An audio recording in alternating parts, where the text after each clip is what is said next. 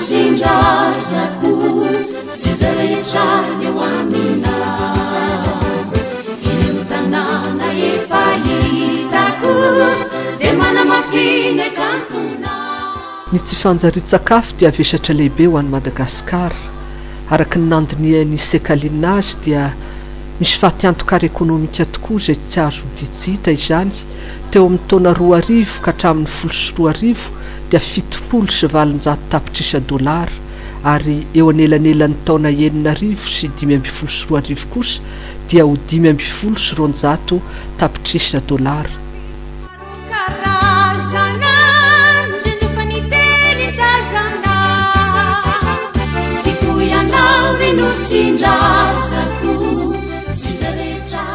Ny tsy fanjarian-tsakafo eo amin'ny vehivavy miasa dia novidiana 20 amby 100 tapitrisa tamin'ny taona 2012.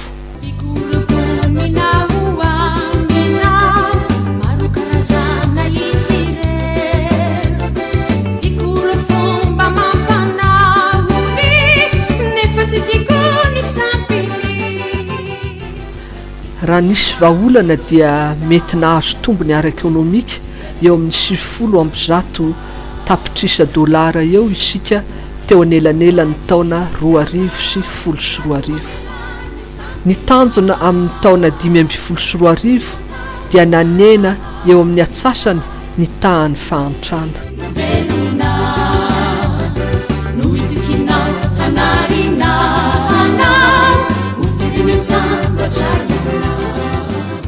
Ny fivoaran'ny faritry ny taham-pahantrana eto Madagasikara tamin'ny taona 2012 dia toy izao araky ny antotanisa nomen'ny Instat.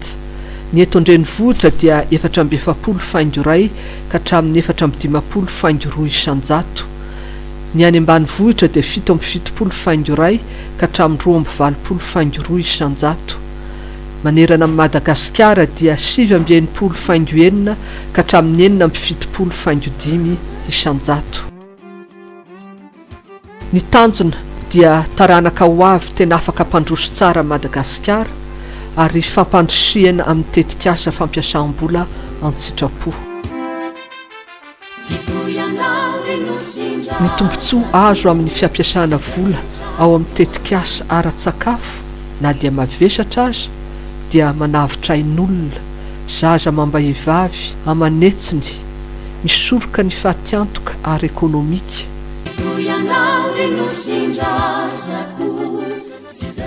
Mitondra any amin'ny fahatratrarana ny fanamby napetraka ho fanenana amin'ny atsasany ny tsy fanjarian-tsakafo amin'ny taona 2012 izay mira amin'ny tombom-barotra ara-ekônomika eo amin'ny 770 tapitrisa dolara. Ny lohatenin'ny tetikasa aseho amintsika eto dia ny manga, vahaolana amin'ny tsy fahampian'ny vitamina A ho an'ny ankizy ao amin'ny fanabeazana fototra.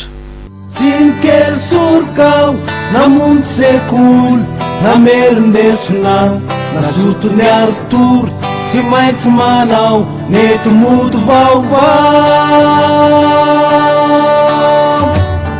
ratsy naikjejery inona avy ary ireo seho hita eo amin'ny tsy fahampian'ny vitamina A. Marobe izy ireo fa satoinany ihany no lazaina amintsika eto.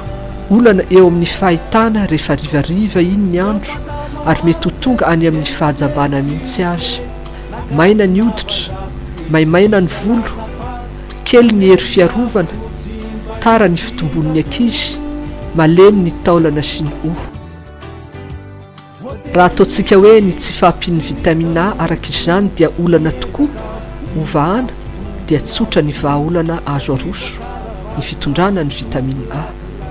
Ahoana no fanomezana izany?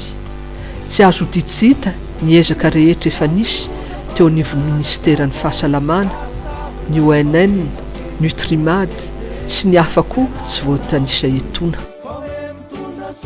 Ny vahaolana tolotra amin'izany dia ny manga satria 100 grama manga 100 grama dia mitondra vitamine A eo amin'ny 8.5 ka hatramin'ny 10 miligrama eo.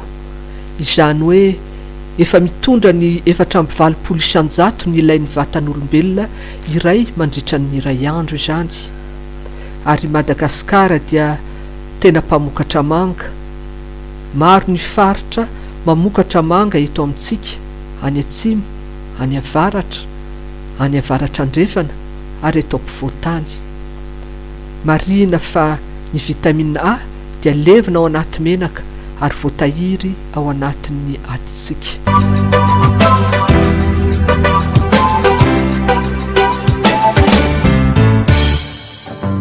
Manga iray eo amin'ny 20 grama eo dia mitondra vitamine A ampy ho an'ny filan'ny vantana iray andro. Ny akapobeany mety ho 8.5 miligrama na 10 grama ny seho mety ho hita arakaraka ny fahamasany sy ny karazany ary ny fitehirizana azy, ary 10 grama mihitsy aza raha vaventy ilay manga. Mila masaka tsara izy ary tsy avela amin'ny masoandro rehefa avy notazana.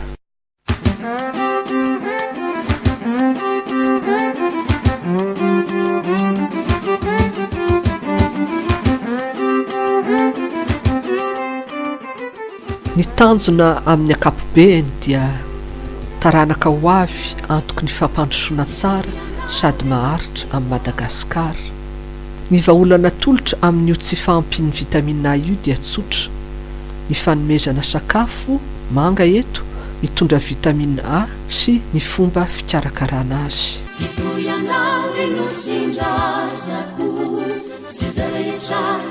Ankehitriny tsy ampy ny manao tsara noho ny omaly, fa tokony izay tsy nieritreretina atao omaly no atao, hoy ny mpanoratra vahiny anankiray Alain Dumont. Tsy ninary izany fa anisany ity fizarana manga any an-tsekoly ity. Ny vokatra andrasantsika amin'ny titetikasa ity dia tsotra. Fanatsarana voalohany ny toe-pahasalaman'ny ankizy, faharoa ny fiakaran'ny salanisan'ny ankizy mandeha an-tsekoly, fahatelo ny vokam-pianaran'ny ankizy, faefatra tsy farany anefany fa ny lehibe indrindra dia ny fampiakarana ny fari-piainana sosialy sy ekonomika. Kely sorokao namonjy sekoly namerindesona nasotony aritory tsy maintsy manao mety moto vaovao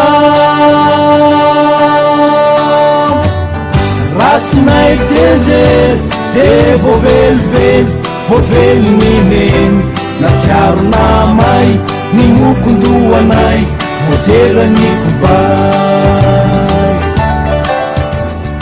Izany hoe tsy vahaolana amin'ny tsy fahitana fotsiny ihany ny manga fa koa mampiditra vola ho an'ny tokantrano izy, ary ny tsena any ivelany dia mbola malalaka sady isika manana karazana manga izay tena ankafizin'ny olona, ary miaro ny tontolo iainana koa izy amin'ny fakany. Ianao no sindrasako sy zarehetra eo amina io tanàna efa hitako de manamafiny kantona ananana oratorapasika tikore rano masina tikore wala maitso mavana tikore lokondanitra. Manana manga betsaka isika, raha 8 sy 4 alina sy 8 hetsy taonina ny totalin'ny vokatra voankazo teto Madagasikara tamin'ny 770 araka ny voalazan'ny FAO. Ny apa-efatra io dia manga avokoa ny 2 hetsy taonina izany. Amin'ny titetikasa ity dia anao trano arifomba andraisana ny ankizy sy nanany ny sakafo kely izay zaraina ho azy dia ny manga sy ny miaraka aminy izany. Ho hitantsika manaraka eo ny momba ny sakafo zaraina.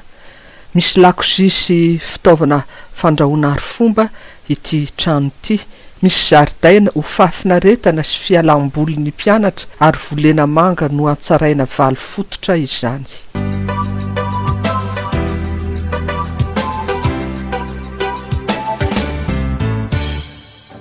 Tsinikely sorokao namonjy sekoly namerindesona nasotony arotory tsy maintsy manao mety moto vaovao.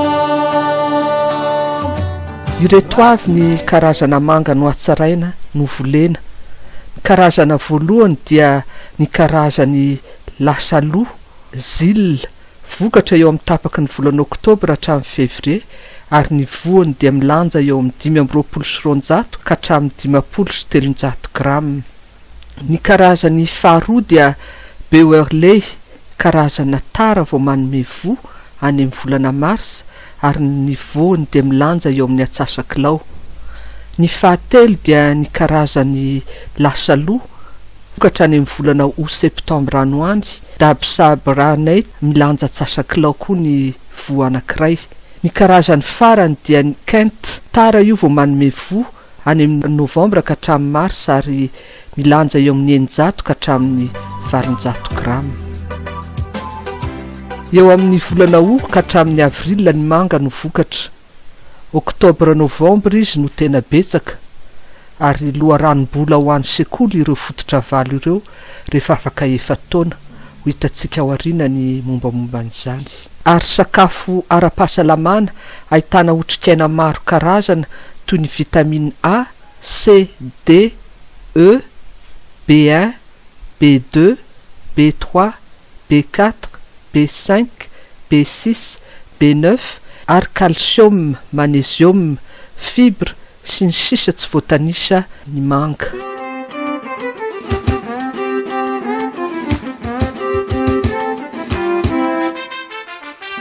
Ianao reno sindrasako sy zarehetra eo aminao io tanàna efa hitako.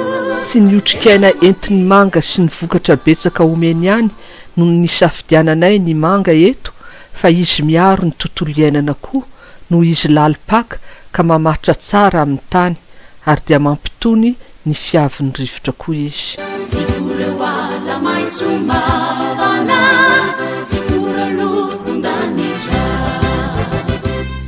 Tapitra ny tetikasa eo amin'ny fahefataona. Hita fa manomboka mamokatra ny manga no volena teo an-tsekoly ary dia nisondrotra foana izany tao anatin'ny 9 taona araka io kajy nataona io. Niakatra eo amin'ny 3 ka hatramin'ny 5 eny mihitsy izany arakaraky ny karazany.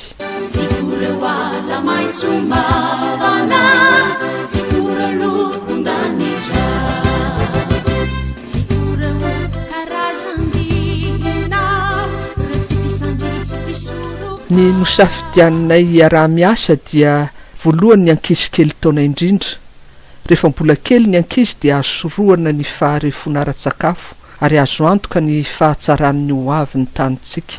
Faharoa ny sekolim-panjakana satria any no tena ahitana ny olana ary saika mitovitovy ny fari-piainan'ny ankizy. Fanampin'izay mora ny fanaraha-maso ny fisotran'ny tetikasa. Fahatelo ny eny ambanivohitra mpifaritra mpamokatra manga. Betsaka ny manga eny, noho izany mora ho an'ny sekoly ny mahita manga rehefa tapitra ny tetikasa raha nohy ny zavatra efa hitany niaraka tamin'ny tetikasa izy avy eo. Noho ny manga mitosaka eny dia tsara raha ampianarina sy aseho azy ny fomba fihinanana ny manga ara-pahasalamana sy ny tombontsoa maro hafa entiny azon'ny olona araraotina. Mba afaka manararaotra sakafo kely ny mpianatra sahirana noho ny antony samihafa, mety tsy ho tsara sakafo ny ala tany an-trano na lavitra ny toeram-pianarana ka tara dia tsy nisy fotoana ny sakafo-anana maraina. Hevitra iray hita koa io fa nampiakatra ny salanisan'ny ankizy niditra an-tsekoly. Tambikanina ve asa. Ny niarahanay ny asa zany dia mpianatra 9 taona ao amin'ny EPP taona voalohany. Kely sorokao namonjy sekoly namerindesona nasotony arotory tsy maintsy manao mety moto vaovao.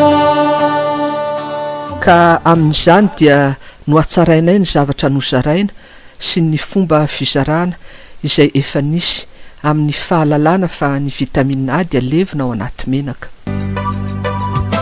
Ka ny zava-misy ara-boajanahary mora hita sy betsaka no nampiasainay dia ny manga, voanjo ary voanio, ary ireo dia anisan'ny ireo miantoka ny maha-arem-pirenena ny vahoaka, vatana, saina tomady, salama, miteraka fahalavorarian'ny andraikitry ny tsirairay sy ny asany makany amin'ny fanomanany tsirairay ny ho aviny dia ho azo antenaina amin'izany ny fampandrosoana maharitra. Manga ampiarahana amin'ny zavatra matavy no hozaraina ho an'ny ankizy. Ankehitriny tsy ampy intsony ny hoe nanao tsara omaly fa tokony ianao izay tsy takatry ny saina taloha. Anana fakingana hitrandraka ny fetezan'ny fanavaozana sy ny fahaizana mampiasa ny arena voajanahary ilaina ho amin'ny fampandrosoana ity fanavaozana ity. Hoy Alain Dumont.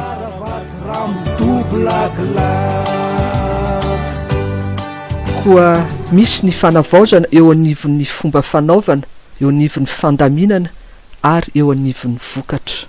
Ka fizarana sakafo kely any amin'ny sekolim-panjakana ho an'ny zaza eny taona ao amin'ny kilasy taona voalohany no natao.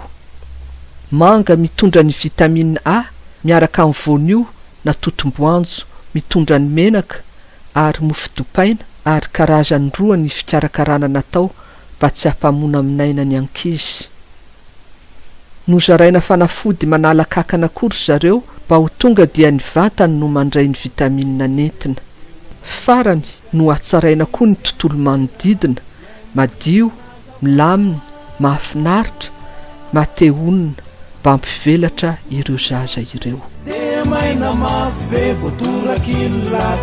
Ranom-boankazo vita amin'ny manga ny sakafo kely voalohany miaraka amin'ny totom-boanjo atao anaty mofo ary efa voakajy tsara amin'izany ny fatra ilain'ny ankizy iray ao anatin'ny iray andro. Ny sakafo kely faharoa dia ranom-boankazo vita amin'ny manga sy kôkô, zaraina amin'ny fotoana fakana rivotra ireo.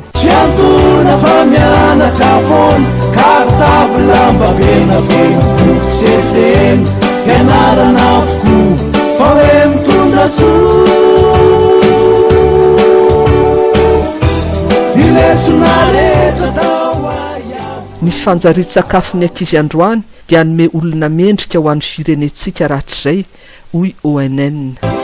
Ny misondrotra kilasy no atao tarigeta. Maharitra efa taona ny tetikasa ary toy izao ny tanjony. Ampafantatra ny manam-pahefana any an-toerana sy ny eto amin'ny nosy ny olana teraky ny tsy fahampian'ny vitamine A.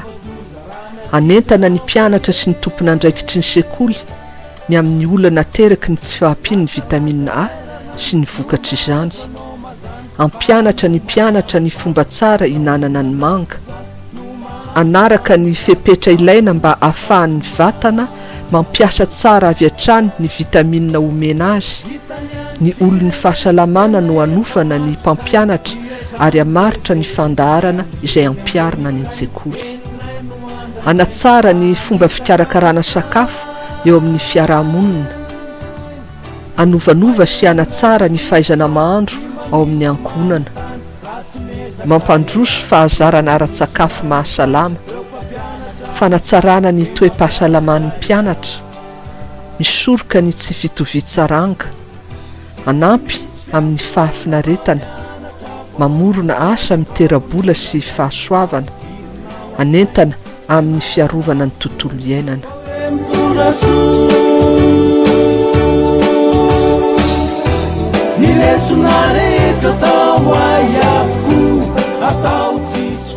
Ny faminavinana ny lany sy ny tombony ao anatin'ny tetikasa. Ny vokatry ny tetikasa toy izao dia tsy mba misy vola azo kirakiraina fa ny hita kosa dia ny fahasalamana sy ny fahaveloman'ny vahoaka, ny voka-pianaran'ny zanatsika mihatsara, ny tontolo manodidina ny ankizy mivoatra ary mahafantatra sy miaina ao amin'ny fahatsarana izy ireo. Ny toe-karen'ny firenena koa miarina no ireo rehetra ireo. ranony masaka ao an-tsaina dia nianatratra. Ny fivelaran'ny fahafan'ny ankizy mianatra zavatra maro dia anisan'ny tanjonay koa ao anatiny ity tetikasa ity. Izany no nanaovanay trano manara-penitra andraisan'ireo ankizy ireo ny sakafo kely homaninay ho azy sy ho toerana hialany voly akany aina. Elsorokao namonjy sekoly namerindesona nazoto ny arotory tsy maintsy manao. Hoy ilay tompon'andraikitra iray tao amin'ny ONN hoe ny tsirairay dia tokony mahalala fa ny ady atao amin'ny tsy fahanjari-tsakafo dia adiny rehetra tsy misy akanavaka mba hananany Madagasikara olona azo iankinana sy antenaina ary mendrika izay tena ilaina ho fampandrosoana marina ny nosy. Izany hoe tsy misy arena akoatran'ny olombelona. Ny vinavina arabola ao anatin'ny tetikasa 4 taona nahazo famatsim-bola dia toy izao. Ny vola miasa mandritra ny tetikasa dia 24 532 328 ariary. Ny tombony araky ny fikajin'ny ONN azy satria tsy misy vola isaina eto araky ny efa voalazantsika teo aloha dia ny vola miasa ampitomboina 5,5. Noho izany ny tombony dia manome 208 524 788 ariary. Ny vokatra izany dia mira 183 992 460 ariary ao anatin'ny 4 taona mandritra ny tetikasa. Manao anay indray ny vola an-tanan'ny sekoly ao arinany io tetikasa io. Seho roa no hojerentsika. Ny seho voalohany misy fanampiana 20,000 avy any amin'ny manam-pahefana any toerana commune ohatra mandritra ny 2 taona voalohany. Seho faharoa tsy misy fanampiana avy any ivelany intsony. Mianatra foana kartavy lamba be na feno seseny hianarana avokoa fa hoe mitondra soa. Ny vinavinan'ny olany ao arinan'ny tetikasa mandritra ny 9 taona dia 18 379 812 ariary. Izany hoe 3 163 302 ny taona voalohany dia 3 043 302 isa-taona manomboka eo amin'ny taona faharoa. Rehefa tsara fikarakara ny azo manga dia azo antoka koa ny vokatra omeny. Izany no amporosianay ny olona eto. Ny karaza manga 8 no atsaraina no volena teo amin'ny tokotanin'ny sekoly dia hita fa manome voa sy vokatra tsara tokoa. Ny manga 4 taona dia manome vokatra 20,990 kilo. Ny manga 7 taona dia manome vokatra 704,000 kilo. Ny manga 10 taona dia manome voa 20,970 kilo. Zany hoe avo dimieny tamin'ny taona voalohany. Ny manga vokatra teo an-tokotanin'ny sekoly dia nampiasaina hikarakarana ny sakafo kely ny ankizy ny 7,290 kilo isa-taona fa ny ambony dia namidy mba ho fidiram-bola ny sekoly.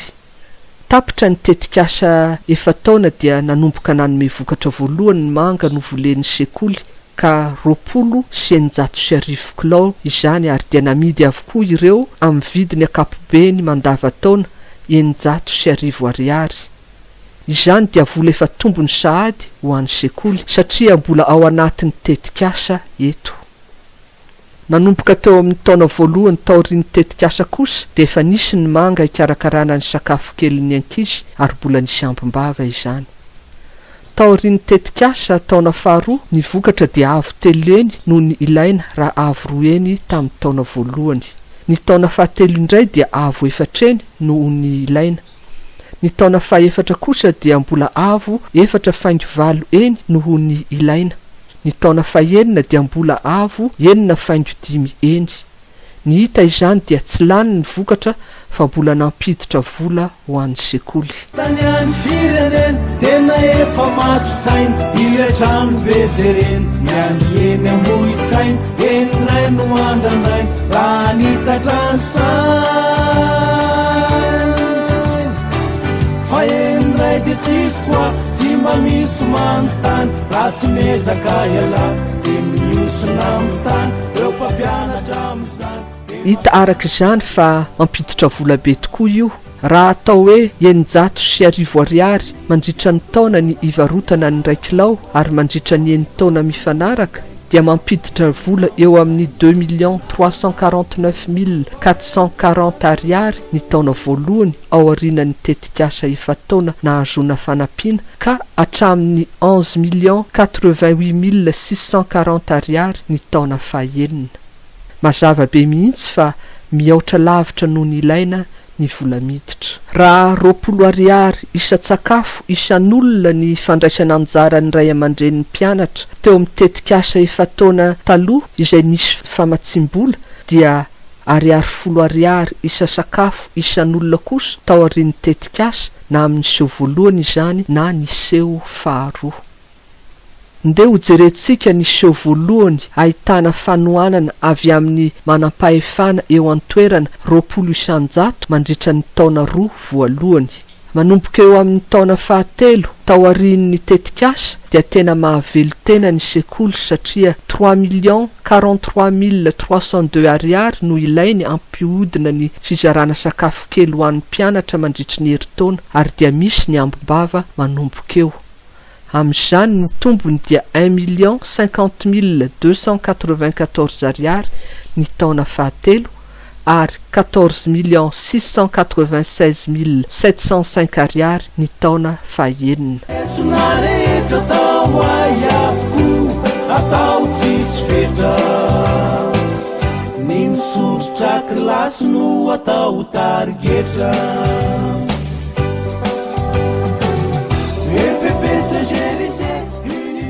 niseo faharoa indray tsy misy fanampiana avy any ivelany manomboka eo amin'ny taona fahaefatra ao aorian'ny tetikasa kosa dia tena mahavelo tena ny sekoly ary dia efa mahazo tombony 2,582,312 ariary sahady eo ary eo amin'ny taona fahaenina dia 13,431,388 ariary ny taona telo voalohany dia tsy ampy eo amin'ny 2,15,492 ariary raha tambatra eo zany dia tokony hijery fomba fampidiram-bola hafa ny sekoly eo amin'ny taona fahaenina tsy mifanalavitra ny tombony ho an'ny seho voalohany sy faharoa 14 millions sy 13 millions ny mahasamy hafa ity tetikasa ity amin'ny hafa dia nisy zavatra nipetraka ho an'ny sekoly mpianatra ray aman-dren'ny mpianatra fokotany taranaka ny manga novolen'ny mpianatra dia manome vokatra miantoka ny fahafahana manohy ny tetikasa any aoriana be ho an'ny taranaka mifandimby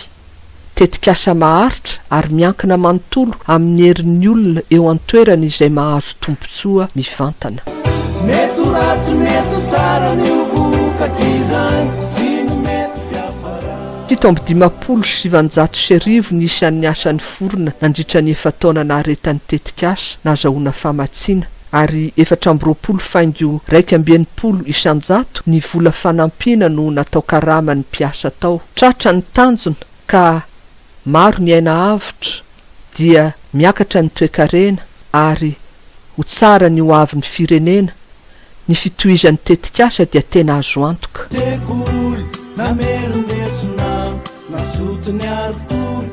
eny taona ao aorian'ny tetikasa dia nahazo tombony 13,431,888 ariary raha tsy nisy ny fanampiana avy any ivelany ary 14,696,708 ariary raha nanome fanampiana 20 isan-jato ny manam-pahefana tao an-toerana nandritra ny taona 2 voalohany betsaka ny vola ampiasaina ao amin'ny tetikasa ny fanjaria-tsakafo nefa tsy tokony hiaotra eo amin'ny fanatanterahana izany isika satria izany koa no antony nampisehoana ity asa ity miaraka amin'ny fijeriny ONN sekalinina mba hampahafantatra ny manam-pahefana hampanaiky ny mpitondra andresy lahatra ny mpanambola ny amin'ny ametrahana ny politika maty-paika satria io voarakitra ao amin'ny tableau io no miandry atsika raha tsy mihetsika isika.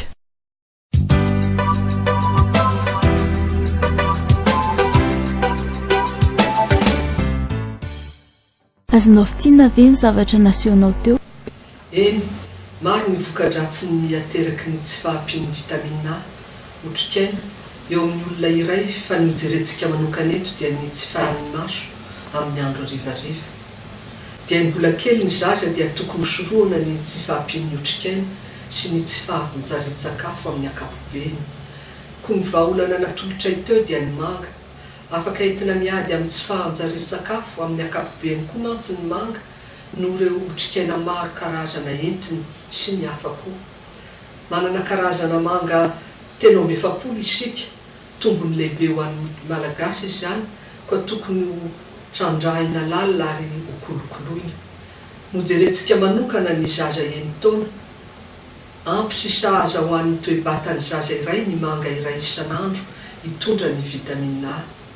Tsy aivina eto fa eo amin'ny 3,9 miligrama eo ny fatra sahaza ho an'ny zaza enitaona.